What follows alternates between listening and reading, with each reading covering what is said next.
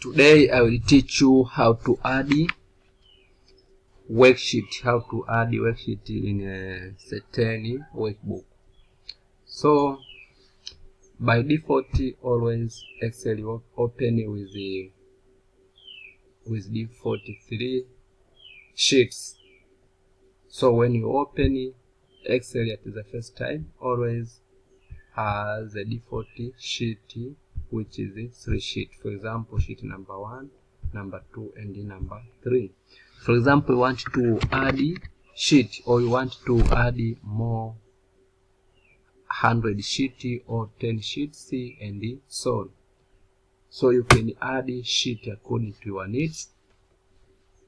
So when you want to add, for example, you want to add 20 sheets, go to File, then go to Option,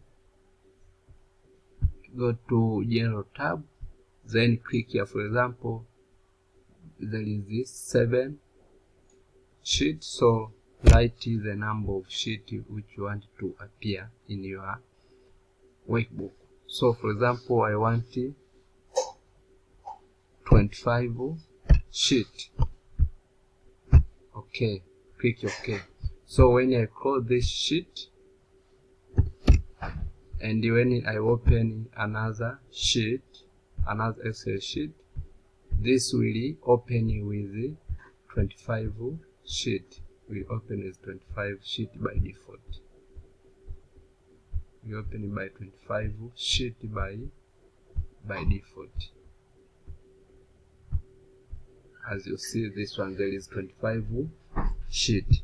So for example, I want to open by default 10 sheet.